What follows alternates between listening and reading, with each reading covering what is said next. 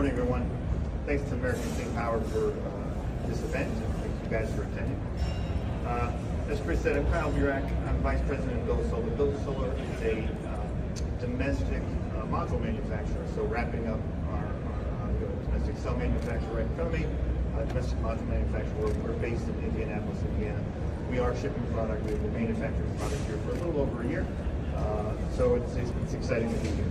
So what we're going to do in the next few minutes is just basically go through a practical framework for one of the questions that we're hearing across the market, and I think it's really timely with Christian's previous comment on domestic manufacturing, where we're at, and really the domestic content now, right? How do we get there without adding unnecessary cost, delay, compliance risk?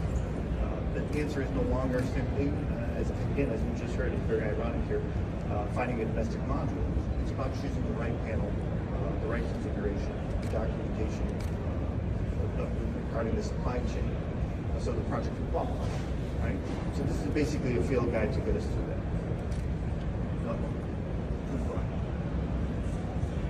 So the old question was, are domestic modules available?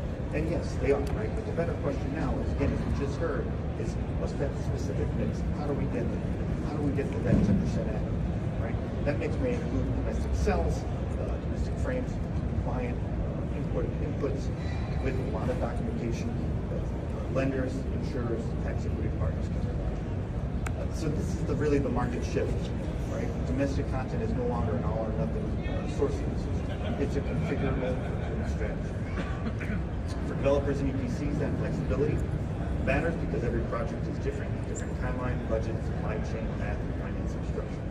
The right solution is not always the partner with the most familiar, right? It's the supplier and the configuration that can help that project qualify, document. The timing is where this becomes very real. Policy dates, project dates, financing dates, none of those move together, as we all know.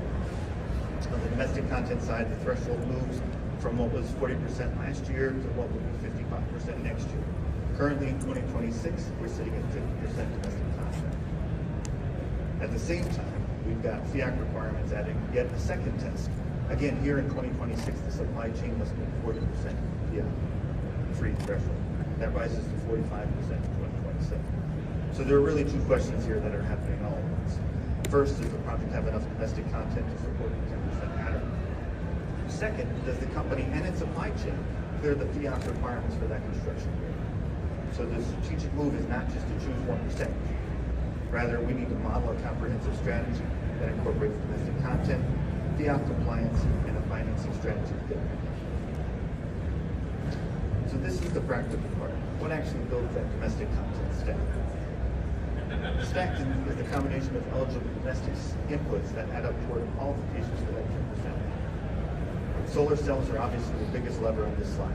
Depending on the project type and safe harbor calculations, U.S.-made cells can represent a meaningful share of the domestic content stack, but they're also high in demand, low in supply, as we just heard.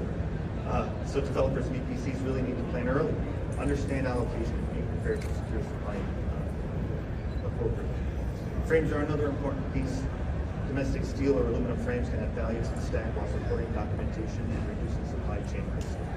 Backsheets can also contribute when they are U.S. made and properly documented. Junction boxes and other components round out that stack, but the same rule applies. Don't assume they count unless origin and eligibility can be documented. The point is simple. You need to know what is domestic, what is imported, what counts towards the adder, and what still requires FIAC. This is why that conversation has moved from is the module domestic to what's inside the module and what documentation exists. When it comes to procuring FIAC compliant modules, developers need to meet a 40% FIAC-free target for projects beginning construction in 2026. It's 45% for projects beginning in 2027. We then need to look at the latest ITC table. So this table is the one from January of 25. So for 26, solar panels using ground-mount tracker systems can meet the 40% FIAC compliance threshold by ensuring solar cells are not FIAC and their production is done in the United States. That totals 42.7%.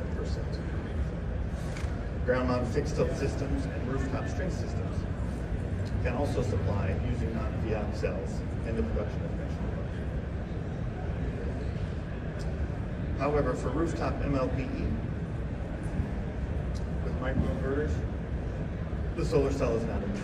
You need to mix and match something else on the table, such as encapsulants, in order to get to that 40% threshold.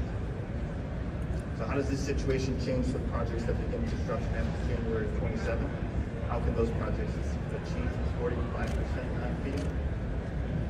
Two of these categories, ground mount tracker and rooftop MLPE, would have to mix and match other components to get to that 45% threshold.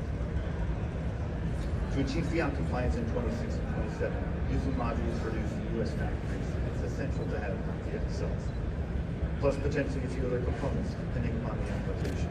Developers can mix and match these components based on supply chain, availability, price, and other factors.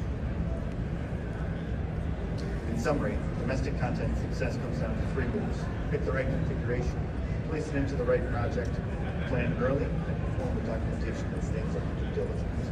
Again, the right solution is not always from the partner with the most clear. Thank you so much.